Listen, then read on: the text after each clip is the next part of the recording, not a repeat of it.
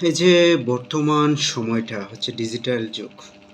আমরা অনেক দিন ধরে ডিজিটাল যুগেই পদার্পণ করছি বা বসবাস করতেছি। তো এই সময় আসি এই যে একটা মোবাইলের গুরুত্ব কিন্তু অনেক গুরুত্বপূর্ণ কিন্তু। তো এই মোবাইলটার কিন্তু ২ টা সাইড আছে। একটা পজিটিভ এবং একটা নেগেটিভ। কিন্তু বর্তমান সময়ে আমাদের সোসাইটি বা সমাজে হচ্ছেটা কি? এটার পজিটিভিটির চেয়ে এটার নেগেটিভ ইউজটা হচ্ছে বেশি। তো যেমনটা আপনার অ্যা এই মোবাইলটা অনেকে ভালো কাজের জন্য ব্যবহার করতেছে, অনেকে আবার খারাপ কাজের জন্য ব্যবহার করতেছে এবং মোবাইলের আমরা একটা জরিপে আছে আমরা একজন সুস্থ স্বাভাবিক মানুষ দৈনিক ৩ থেকে ৫ ঘন্টা মোবাইল ইউজ করে। সেটা সপ্তাহে গিয়ে ৩০ ঘন্টা হয়। বছর শেষে প্রায় ১৫০০ নাকি ১৫,০০০ ঘন্টা এরকম একটা রিপোর্ট আমি পাইছিলাম।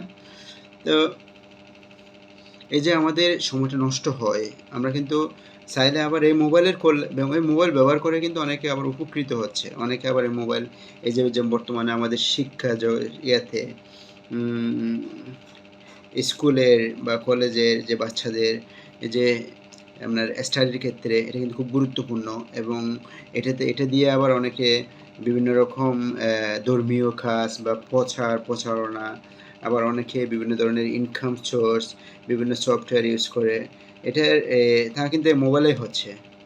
কিন্তু ওভারঅল মিলায় হচ্ছে কি আপনার এই মোবাইলের আমার যেটা জরিপ বা আমার যেটা অবজারভেশন এই মোবাইলের ভালোর চেয়ে খারাপটা বেশি হচ্ছে আমাদের দেশে বিশেষ করে।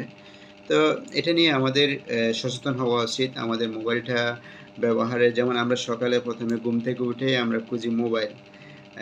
আমরা একসময় যখন আমরা ছোট ছিলাম, যখন আমরা তখন এই মোবাইলের এই ডিজিটাল যুগে ছিলাম না? তখন আমরা কোরআন বা আ বিভিন্ন বই এসব নিয়ে আমরা বসতাম যে সময়টা, সেই সময়টা এখন এই মোবাইলেই খাটাই আমরা। হুম?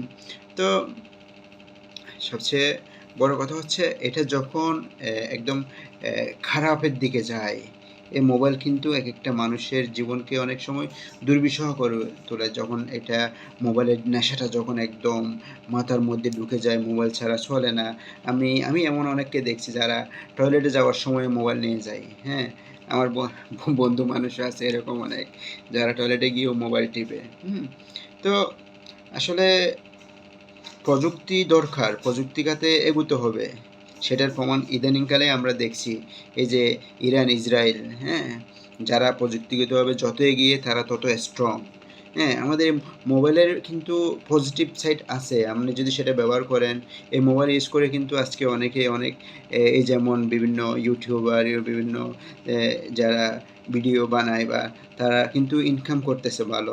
এটা কিন্তু তাদের পজিটিভ সাইড। কিন্তু যারা আমাদের মতো যারা দর্শক, আমরা যারা নষ্ট করি, ডেইলি ৩, ৪, ৫ ঘন্টা একটা সময় নষ্ট করি ২৪ ঘন্টার মধ্যে, অনেক সময় হুদায় নষ্ট করি। এই বিভিন্ন হাবি-জাবি ভিডিও এবং মোবাইলের মধ্যে এই যে রিলস বা এই ভিডিওগুলো যখন আমরা দেখি, তখন কিন্তু একটা আমাদের মাথার সেন্সে একটা অ্যা ব্যাড সাইড কাজ করে। যখন আপনি একটা যখন মাথায় ঢুকে, তখন নতুন একটার মানে ব্রেইনে ছাই, ব্রেইনে একটার পর একটা নতুন ছাই। এভাবে যে কখন ঘন্টার পর ঘন্টা সময় নষ্ট হয়ে যাচ্ছে। আর সবচেয়ে বড় কথা হচ্ছে এই মোবাইলের কারণে আমাদের দেশে কত বাচ্চার চোখ যে নষ্ট হয়েছে। আমার ২.৫ বছরের ভাগ্নি বাচ্চা, আমার বোন যখন রান্নাঘরে কাজ করে বা কিছু করে, তখন তার হাতে মোবাইল দিতে হয়।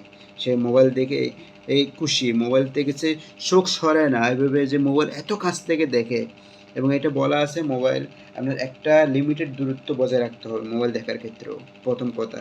দ্বিতীয় কথা হচ্ছে একটা বাচ্চা একটা ইমেজ বা পূর্ণবয়স্ক হওয়ার আগ পর্যন্ত একটা বাচ্চার দৈনিক ২২ মিনিটের বেশি মোবাইল দেখা মানে তার ব্রেইনের জন্য এবং তার যে একটা এটা কিন্তু ক্ষতি হচ্ছে। তো সেটা আসলে আমাদের অসচেতনতার অভাবে আমরা হয়ে থাকে, ভুল হয়ে থাকে। আমাদের সচেতন হতে হবে এই দিক থেকে। এবং ইভেন আমি আমার ছোট ভাই যদি ভিডিওটা দেখে সেও হয়তো রাগ করবে। তার প্রতিও আমার মা-বাবা থেকে শুরু করে আমরা সবাই বিরক্ত এক ধরনের। হ্যাঁ? কেননা সে রাত ৩টা ৪টা বাজে তখনও মোবাইল টিপে। কি করে মোবাইলে? হ্যাঁ? তার চোখের চশমার পাওয়ার এখন 2.5 প্লাস এরকম আর কি। তো একমাত্র হচ্ছে এই মোবাইলের কারণে কিন্তু তো এই জন্য আমাদের মোবাইল ব্যবহারে সতর্ক হতে হবে, সচেতন হতে হবে। এটার যে ভালো কাজটা সে ভালো কাজে খাটাতে হবে, ইনভেস্ট করতে হবে। এটা হচ্ছে আমাদের একটা আপনার এটা কিন্তু খুব জরুরিও আবার।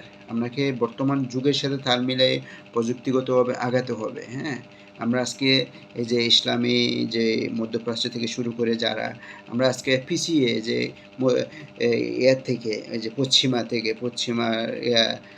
এদের থেকে কেননা আমরা প্রযুক্তিগতভাবে পিছিয়ে বিদায়। তা আমাদের প্রযুক্তিগতভাবে আগাইতে হবে, কিন্তু সেটা একদম সুব্যবহারের মাধ্যমে আগাতে হবে।